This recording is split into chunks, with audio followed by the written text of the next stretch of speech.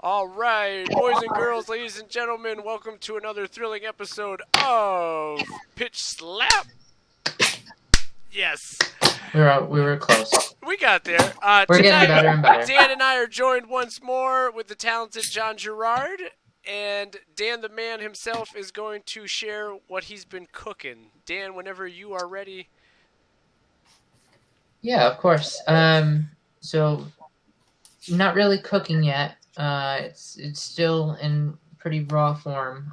But I guess I'll give a little context for the inspiration behind this.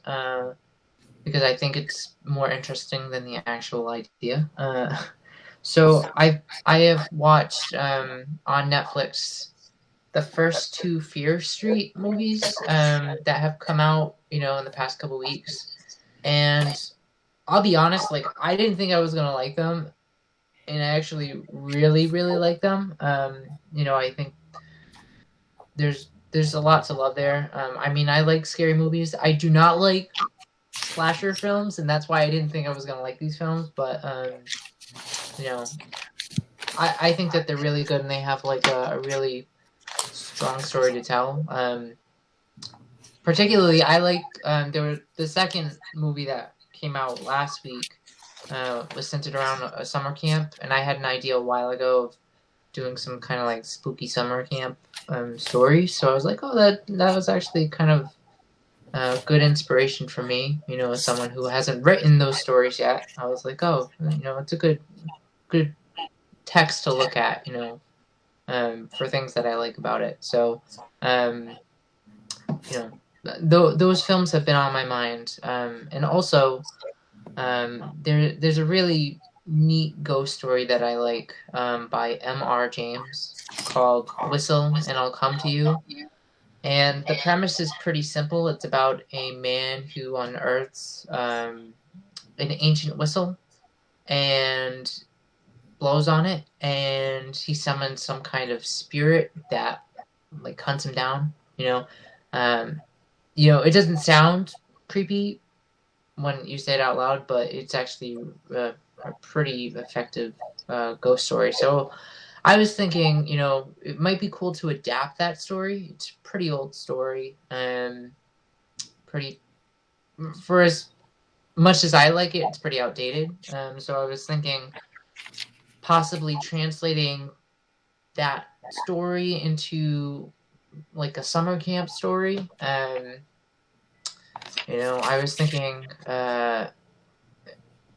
again, really an underbaked idea. There's like no characters here. It's more like a scary setup for what might be something. But I was thinking that potentially there's part of the story might center around like a lifeguard that like kills the kids of a camp. Like you think of a lifeguard, they're somebody who is supposed to like help people, save people. But I was thinking, a lifeguard who went bad and like was, killing kids at a camp, and potentially there's a point where the kids were in the water and they were being like whistled at, by the lifeguard who was like you could either drown in the water or you could like get macheted by, I don't know, the lifeguard, and the kids just stay in the water and they drown. And they haunt the water, the pond, whatever. So I was thinking like, oh, somebody finds the lifeguard whistle, um, blows on it, and I don't know, the kids come out of the water. Like I said, it's a pretty underbaked idea, but I was thinking of some of those texts, and how to like remix them. I was also thinking of, I'm sure you guys are familiar with the story of the Pied Piper, about the guy who's got like his little flute, and uh, he lures the rats to their death, so that they drown, and eventually he lures like the town's children to their death, Um, So I was thinking, oh, it could be kind of cool to do something like that. But the only thing I had analogous to an ancient whistle was a lifeguard whistle. So that's where my mind took me. Again, underbaked. There's no story to it so far besides an idea, and I don't know if I'm gonna do anything with it. I'll be honest. I probably won't. But I am open to any ideas that you guys might have. And yeah, just thank you for hearing me out. That's awesome.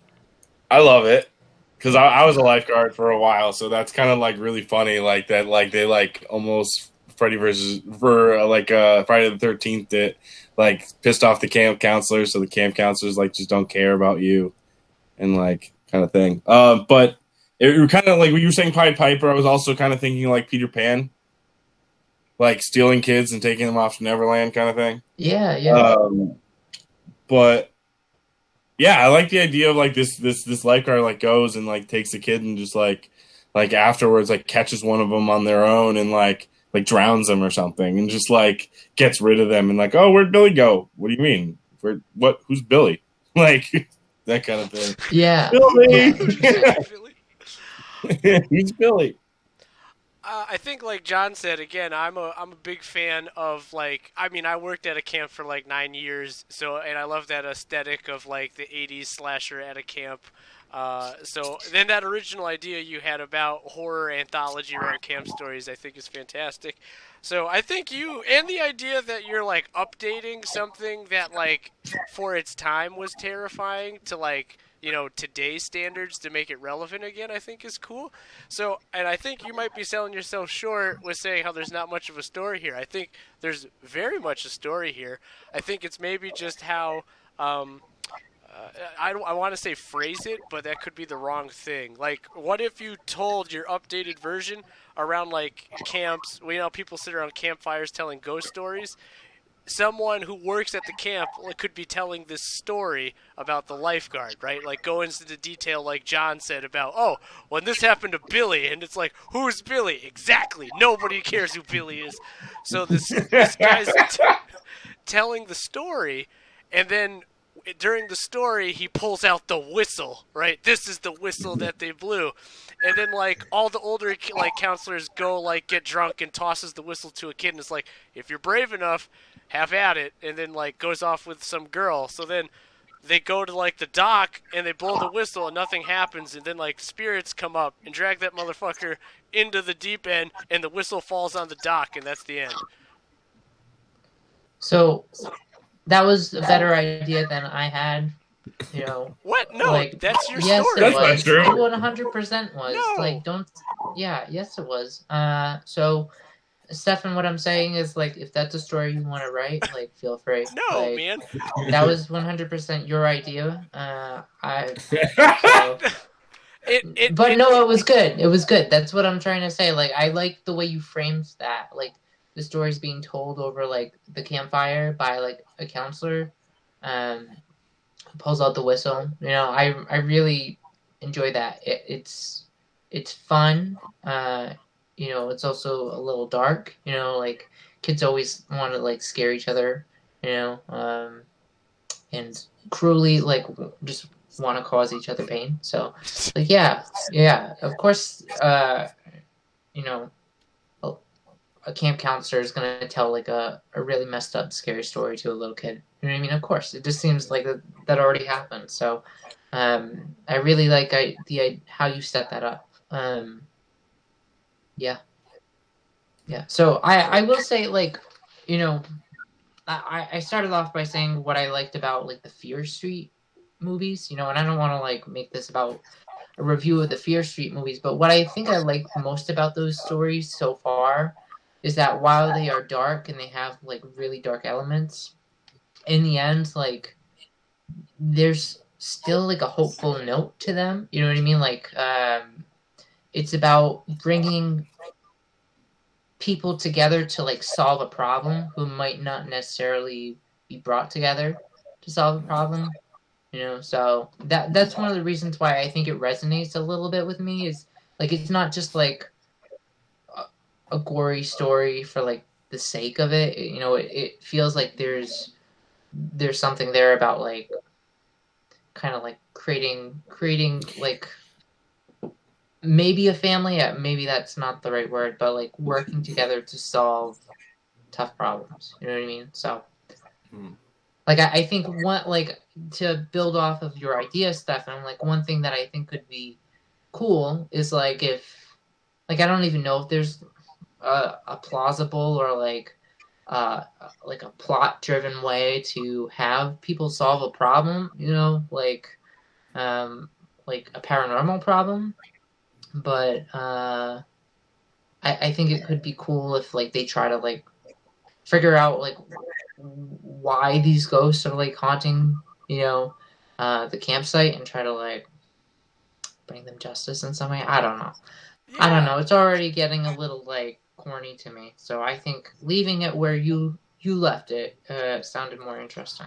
So I'm building simply off of a world that you brought to the table, my friend. So I think that there you go. You have your plot, like you just said. The kid goes missing. His friends are like, we need to get him back.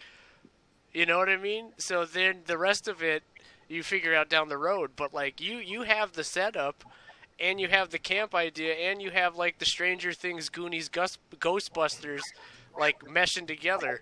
You know what I mean? Like you have all the fun elements that make an 80s horror movie an 80s horror movie, which also works for a 2021 horror movie. Like it's all good things.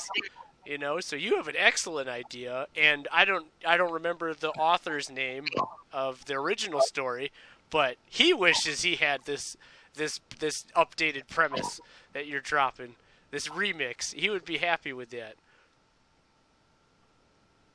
well, thank you, Steph. Thank you.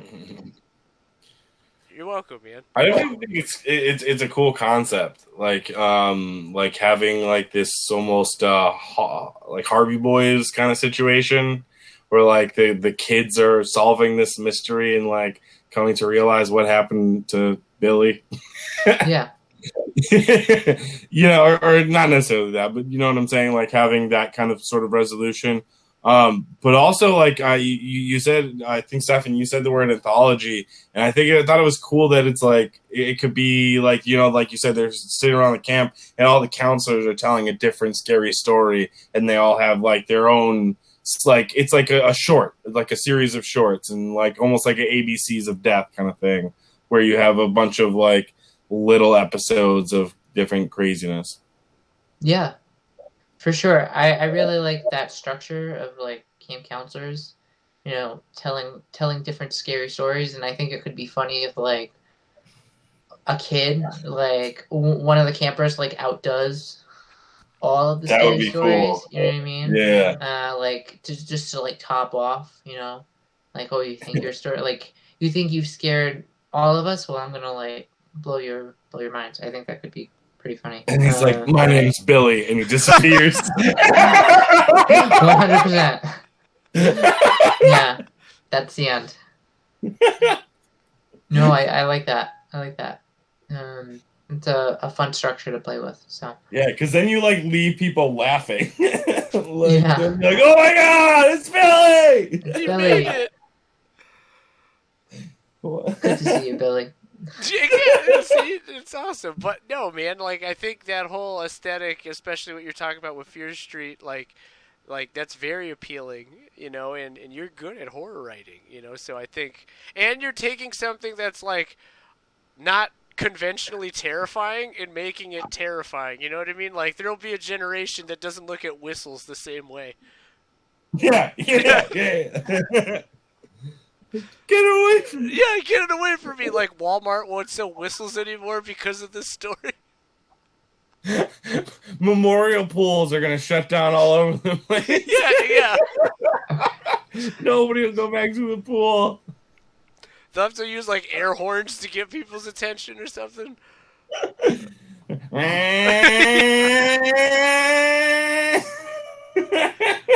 Exactly. So, Dan, I guess I have a couple questions. Is like, when reading this thing, okay, our call ends in 5 minutes. But, did you choose this one specifically to possibly update? That's a good question, Steph. I guess I don't know. I think it's just a really well done ghost story, and I think it's like a simple enough premise that you can kind of do whatever you want with it. Like it was set, early 1900s, but like the premise is so versatile. Like you could set it in today's time and like literally have it happen, as that story plays out. It's literally just like, I found this thing, I did something with the thing, and then something happened. You know what I mean? Yeah. And there's a little bit more to it too. Like it's a guy who like unearths like an artifact, and he knows like he shouldn't like be messing with it. You know what I mean? So it's a little bit of a cautionary tale too. So yeah, I don't know. It's just I really enjoyed the atmosphere that the story had. It's so simple, yet I was creeped out by it. So I guess I just really admired it for being so simple yet getting the job done, scaring the crap out of me. You know what I mean? Yeah. So it's like, okay, maybe there's some room to like play around with it. So No, solid. And it sounds like it. It sounds like there's a ton of room to play with that. yeah. John, you got any other questions or comments, my man? I mean, I love it. I love the whole concept. Like I said, I think that it's a really cool homage to the '80s slasher film. It get real, Camp Crystal Lake vibes off of it, and I'm all about it. And